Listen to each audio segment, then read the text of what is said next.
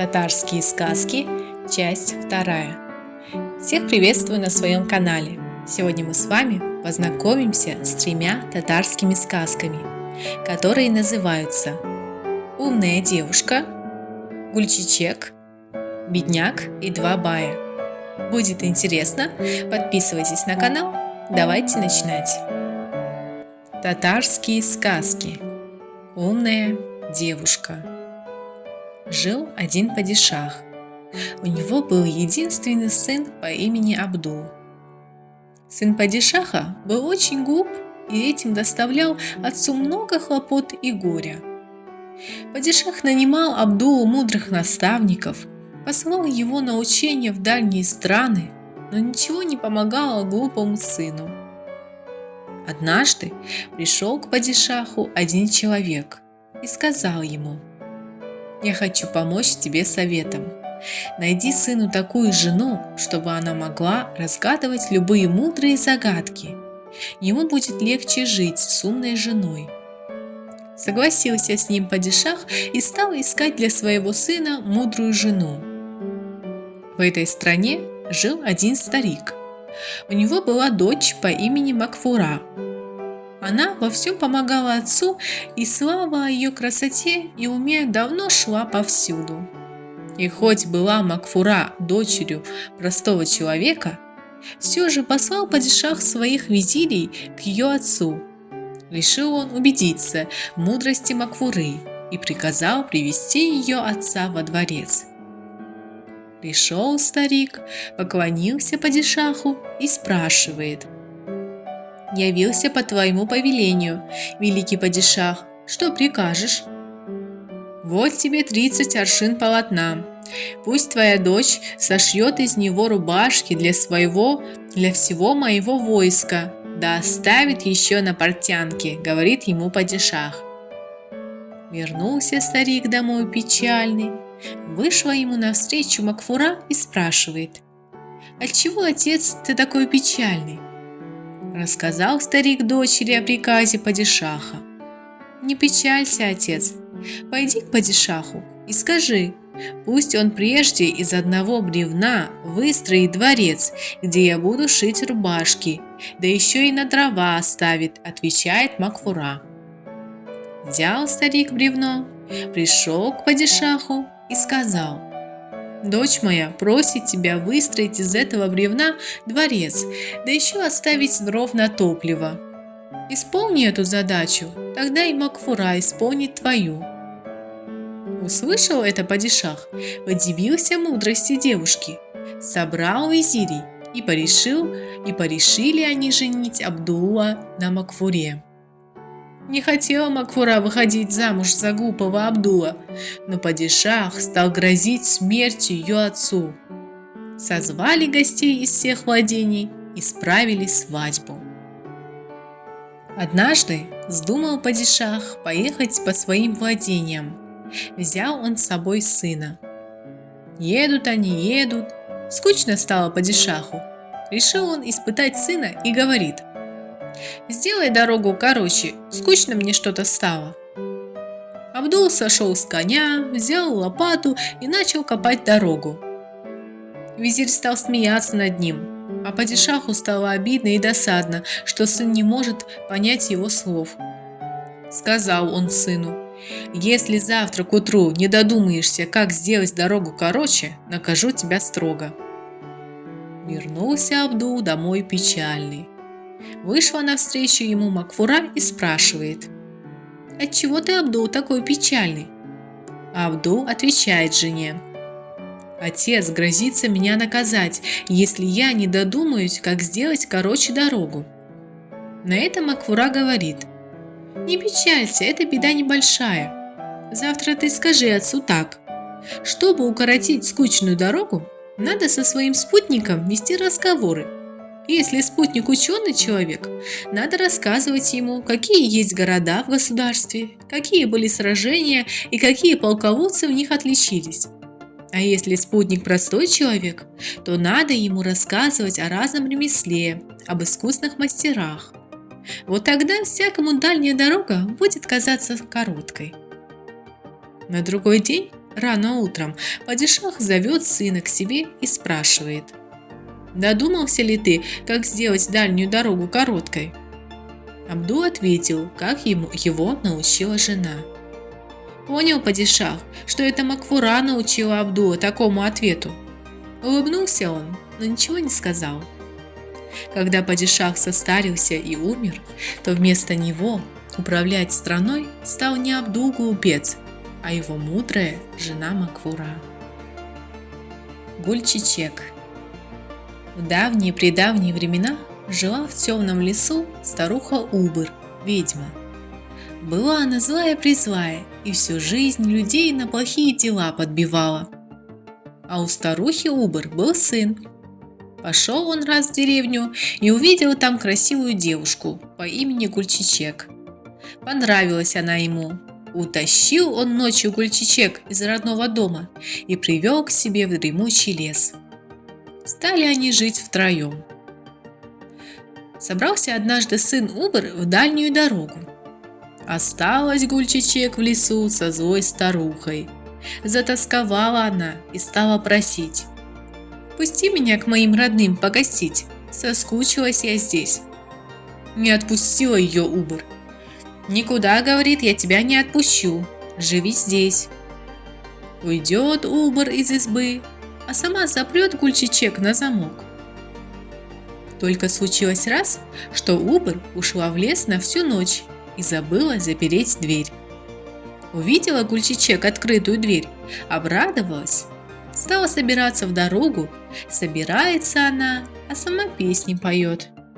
Стало в лесу светло, в небе луна взошла. Выну из печки беляши, в гости домой пойду. Вынула Гульчичек из печи беляши, завернула их в платок и пошла поскорее к родным в деревню.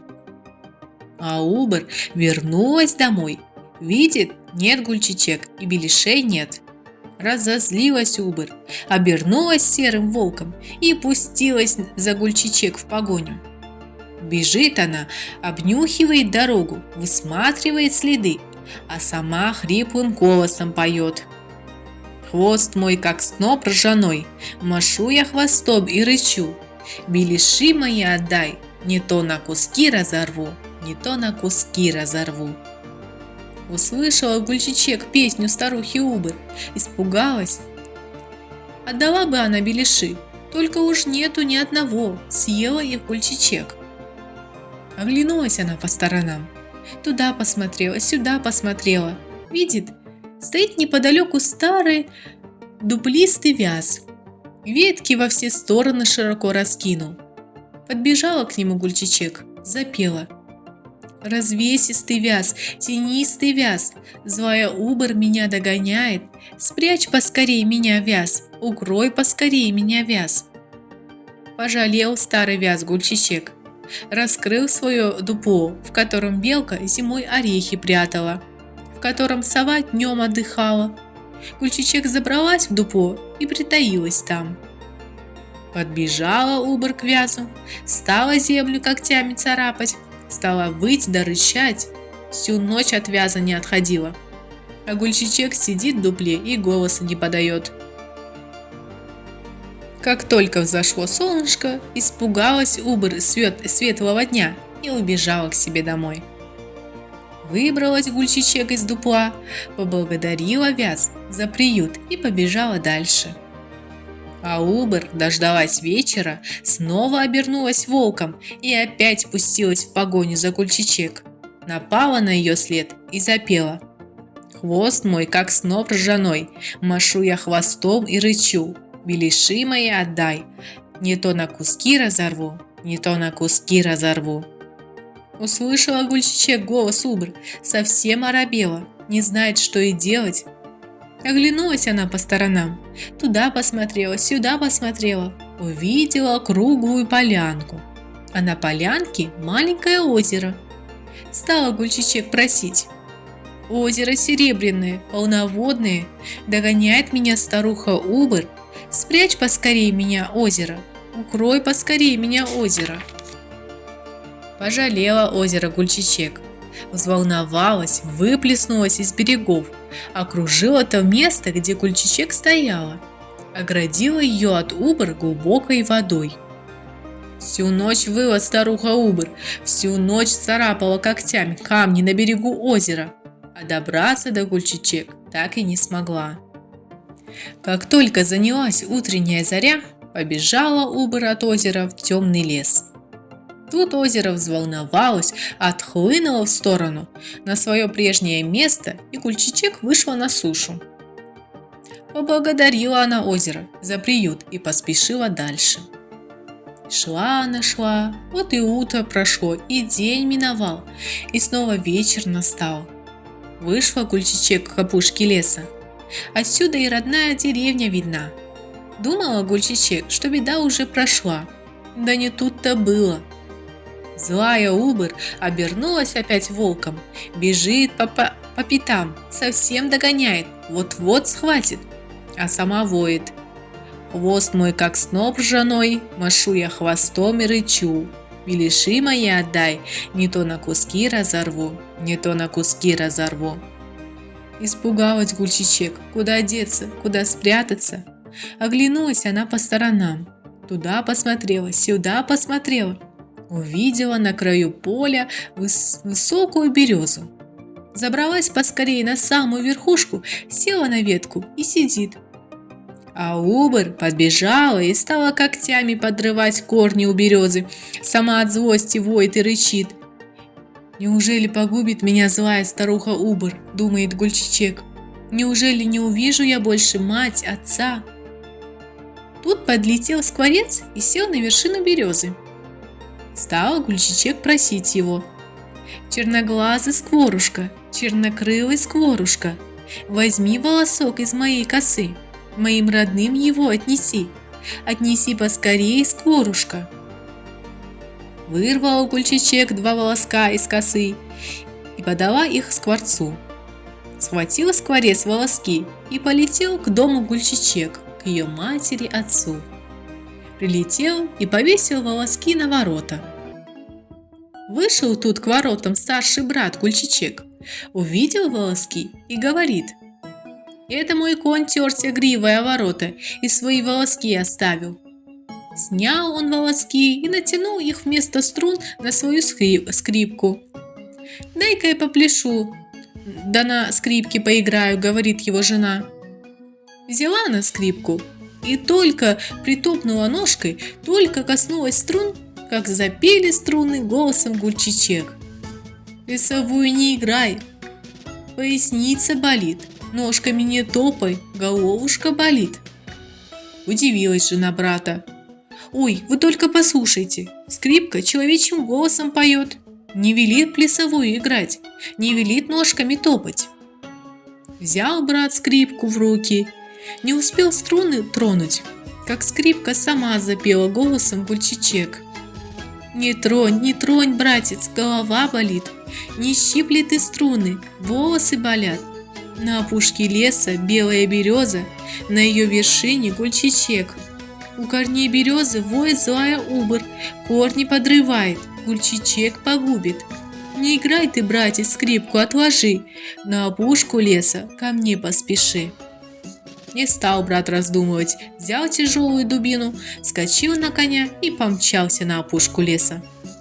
А Убр уже подрыла корни у березы, шатается, качается береза, вот-вот упадет. Подскакал брат к старухе Убр, ударил ее своей тяжелой дубинкой. Упала злая Убр и крикнуть не успела. Брат снял Гульчичек с березы, посадил на коня и привез домой к отцу, к матери. Обрадовалась мать, обрадовался отец. Стали они жить все вместе дружно и счастливо. Я у них был. Вчера пошел, сегодня вернулся. Чай с медом напился, пирогов наелся. Бедняк и 2 бая. Когда-то, в давние времена, пришлось одному бедняку выехать в дальнюю дорогу вместе с 2 жадными баями. Ехали они, ехали и доехали до постоялого двора. Заехали на постоялый двор, сварили на ужин кашу. Когда каша поспела, сели ужинать. Выложили кашу на блюдо, продавили на середине ямку, налили в ямку масло. Кто хочет быть справедливым, тот должен идти прямым путем. Вот так, проговорил первый бай и провел ложкой по каше сверху донизу. Масло из ямки потекло в его сторону. «А я думаю, что можно идти вот так», — сказал второй бай и торопливо сгреб масло в свою сторону. Посмотрел бедняк на одного бая, посмотрел на другого, усмехнулся и запустил ложку в кашу, перемешал ее сверху донизу и сказал: «А по-моему, жизнь с каждым днем меняется, и близко время, когда все перемешается вот так». Так и не удалось баям обмануть бедняка. К вечеру следующего дня они снова заехали на постоялый двор. А был у них в запасе один жареный гусь на троих. Перед сном они уговорились, что гусь утром достанется тому, кто ночью увидит лучший сон.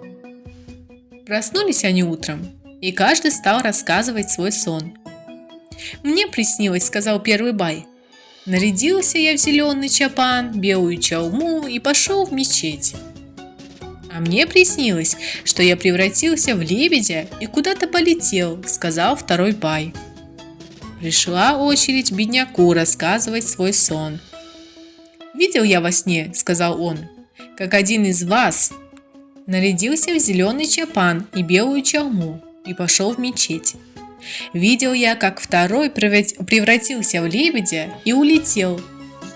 Испугался я, думаю, не испортился ли гусь. Взял, да и съел его». Подписывайтесь на мой канал. Тут вы можете найти интересные сказки, стихотворения, песенки, рассказы, загадки, потешки для детей и многое-многое другое. До новых встреч!